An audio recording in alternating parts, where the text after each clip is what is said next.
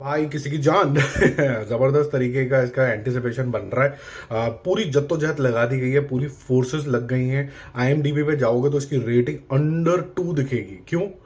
किस वजह से? सिर्फ इसी वजह से कि हम भाईजान की जो है मूवी चलने नहीं देंगे। अब मुझे किसी भी स्टार का कोई भी ऐसा कोई ग्रेट फॉलोअरशिप तो मैं करता नहीं हूँ ना, कोई मैं ऐसा हूँ कि मैं बोलूँ कि यार मेरे को मैं तो इसका बहुत ही बड़ा फैन हूँ, मैं तो फोड़ दूंगा, ये कर दूंगा, ऐसा कुछ नहीं है। बट ये देख के थोड़ा अजीब लगता है कि एक स्टार जो कि जनता की सुन रहा है और वो कैसे कैसे सुन रहा है उसके बारे में हम बात करेंगे। जो माहौल पहले तो वो बनाता है सेट के अंदर, वो इस तरीके से बनाता है कि चाहे वो पलक तिवारी हो, चाहे कोई भी हो सेट के अंदर, शहनाज गिल हो, वो यही बोलते हैं कि यार यहाँ पर लड़कियों के लिए बड़ा ही सेफ इन्वायरमेंट होता है। ये देख के मुझे बहुत अच्छा लगा।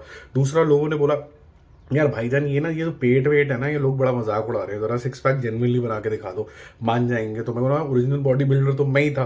तो उसने वो भी बना के दिखा दिया। फिर उसने बोला कि भाई ऐसा है कि आप आ रहे हो 3 साल बाद, इतने सालों के ब्रेक के बाद आते चले जा रहे हो, और उसके बाद आप कह रहे हो कि जी ब्लॉकबस्टर, किसी का भाई किसी की जान होगी, और उसके बाद लीडिंग करेगा बहुत ही बड़े टाइगर 3 के अंदर, और साल में आपने बोला 2 बारी भी आऊँगा क्योंकि मैं बड़ी जल्दी जल्दी नहीं आ पाया, तो सॉरी फॉर दैट, अब मैं 2 2 बार आऊँगा।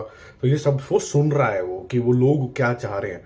लेकिन इसका रिएक्शन क्या आता है कि एक काम करो, जब ये मूवी थिएटर्स के अंदर आएगी और 4,000 स्क्रीन के ऊपर ये रिलीज होगी, तो मैं आपकी जो टिकट के प्राइसेस रखूंगा वो ब्लॉकबस्टर प्राइसेस नहीं रखूंगा, यानी कि ये 300 400 500 की रेंज में नहीं जाएंगे, जो कि इनिशियल डेज ऑफ पठान के भी थे, भोला के भी थे। फिर वो रिड्यूस धीरे धीरे होते हैं, आते आते वो 180 रुपये तक भी जाते हैं। इन्होंने बोला कि मैं नॉर्मल प्राइसेस रखूंगा, which means that most of the tickets will be sold under 200 rupees, which means that he knows that his audience is the mass audience in, जिसे बोलते हैं ना, जो नीचे के सेक्टर्स होते हैं वहां पर वो मल्टीप्लेक्स ऑडियंस इतना ज्यादा नहीं होता, सिंगल स्क्रीन वाला ज्यादा होता है, और सिंगल स्क्रीन के अंदर ही सीटी बजने वाली है। तो वहां के जो ऑडियंस है वो इजीली अपनी फैमिली के साथ जा पाए। तो ये एक रियलाइजेशन है कि मेरा ऑडियंस कौन है यहाँ पर, तो मुझे अच्छा लगा देख के। दूसरी बात कि जो IMDb पे अभी खेल चल रहा है, IMDb पे वैसे तो ये अब एक अमेजोन का एक कंट्रोल्ड टाइप का टूल है, उन्होंने ये खरीदा भी इसीलिए था कि जो उनकी फिल्में होंगी, उनके शोज होंगे, उनको थोड़ा बेटर रेटिंग वेटिंग करके कुछ ना कुछ खेल खाल लेंगे हम। बट अभी ये ऐसा टूल हो गया जो नेगेटिविटी फैलाने का भी टूल बनता चला जा रहा है। तो यहाँ पर अगर आपको किसी भी फिल्म के सेंटिमेंट्स हिलाने हैं या चढ़ाने हैं, तो यहाँ पर आप जाके देख सकते हैं। बिना मूवी को देखे हुए अच्छे ट्रेलर को अप्रिशिएट करते हुए यहाँ पर जो रेटिंग है वो 2 से नीचे की है। आप जाओगे, अब देखोगे, बोलोगे ये क्या, मतलब समझ में नहीं आई बात।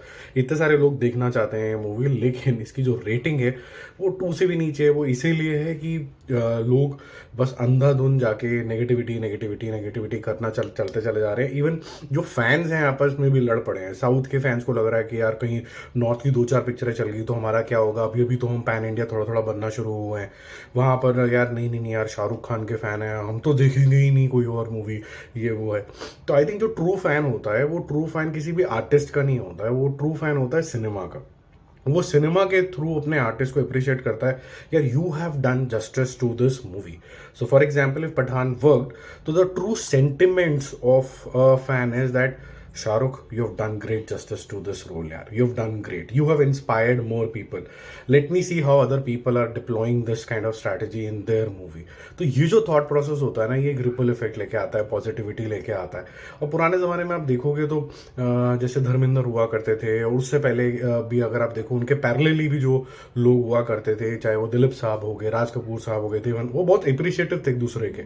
तो यहाँ पर भी जो कम्युनिटी है वो एक दूसरे की बहुत अप्रिशिएटिव है एज एक्टर्स। इवन साउथ और नॉर्थ के जितने एक्टर्स हैं वो पार्टी भी इकट्ठे करते हैं, दूसरे के घर में भी जाते हैं। लेकिन जो फैंस करने लग जाते हैं उससे बहुत ज़्यादा गंद खुलता है, और जब गंद खुलने लगता है तो जो नेगेटिव लोग होते हैं, जिनकी दुनिया ही झंड है, जो बेचारे बड़ी मुश्किल से जद्दोजहद जी रहे हैं अपना, वो क्या करते हैं, अपनी सारी जिंदगी की जो फ्रस्ट्रेशन है किसी मूवी के ऊपर या किसी स्टार के ऊपर निकाल देते हैं। और ऊपर से जो चेरी ऑन द केक होती है ना, वो होती है स्टूपिड यूट्यूबर्स, और साथ ही साथ में जो न्यूज़ चैनल्स होते हैं वो क्या करते हैं, मिर्च मसाला डाल देते हैं, क्योंकि उनको भी तो अपनी टीआरपी चाहिए।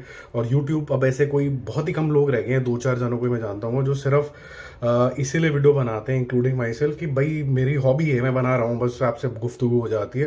बहुत सारे लोग इसको पैसे बनाने का इंजन बना चुके हैं। जब पैसे बनाने का इंजन बनाते हैं तो आपको हमेशा सोचता रहना पड़ेगा कि मैं कंट्रोवर्सी कैसे क्रिएट करूँ, मैं क्या कर दूँ अलग। तो प्रोग्रेसिव माइंडसेट नहीं होता है इतना ज़्यादा, वो एक्सप्रेसिव नहीं होता है, वो कुछ चालूगिरी करो, कुछ कुछ ऐसा कुछ बोल दो, कुछ एक काम करो, ऐसा कुछ कंट्रोवर्शियल क्रिएट करोगे जिससे और ज़्यादा लोग आ जाएं। ये सब चीज़ों में आदमी का दिमाग ज़्यादा चलने लग जाता है। ठीक है, तो इन सब चीज़ों से बचना है पहले तो। और दूसरा कि जो किसी का भाई किसी की जाना है, 4,000 स्क्रीन के ऊपर रिलीज होगी। कैसी होगी मुझे भी नहीं पता, ट्रेलर ठीक ठाक लग रहा है। फर्स्ट डे फर्स्ट शो के बाद पता चलेगा कितनी बड़ी हिट होगी। लेकिन अभी के हिसाब से जो समझ में आ रहा है वो ये समझ में आ रहा है कि इसके इंटरेस्ट लेवल जनता जनार्दन में बहुत अच्छे हैं, कमेंट्स बहुत अच्छे आए हैं। अगर आप जाओगे ट्रेलर के ऊपर, नेगेटिविटी बिल्कुल नहीं है वहाँ पर।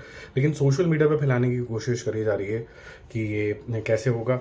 बट इसको टैकल करने के लिए भाईजान ने बोला कि जी मैं इसकी जो प्राइसिंग है, सलमान ने बोला कि भाई मैं इस तरीके से रखूँगा और मैं जो जनता चाह रही है मेरे से, मासी मूवीज़, कोई भी एज हो मेरी, लेकिन कमिंग बैक इन शेप, वो सारी चीज़ें मैं करूँगा। कमिंग बैक इन शेप के साथ मेरा एक केवियट ज़रूर है कि भाई साहब, coming back in shape is fine, you looking good and at the age of practically retiring. तो जो आपके पिताश्री होंगे, अगर वो देख रहे होंगे, जो भी मेरी ऑडियंस है, वो ऑलमोस्ट उस एज के हैं और वो बहुत को 6 पैक्स बना के बॉडी बिल्डर टाइप है। इसके साथ लेकिन अपनी एज को ही रिप्रेजेंट करो, अपनी एज के साथ ही मुक्के मारो, कोई टेंशन नहीं है। सब लोग बहुत अच्छे से ताली भी बजाएंगे, मज़े भी उठाएंगे। यंग बनने की कोई भी कोशिश करेगा तो मुझे नहीं लगता कि ऑडियंस इतनी अब बेवकूफ़ है कि एक टचिंग 60 ईयर ओल्ड को वो मान लेंगे कि मिड 30s है तो, या अर्ली 40s है। उतना भी खेल में आई थिंक वो नहीं करना चाहिए। वो आई थिंक अब सारे एक्टर समझदार हो रहे हैं तो वो इस बात को समझते हैं। आपको क्या लगता है इन सब मुद्दों के ऊपर, ज़रा कमेंट करके बताओ।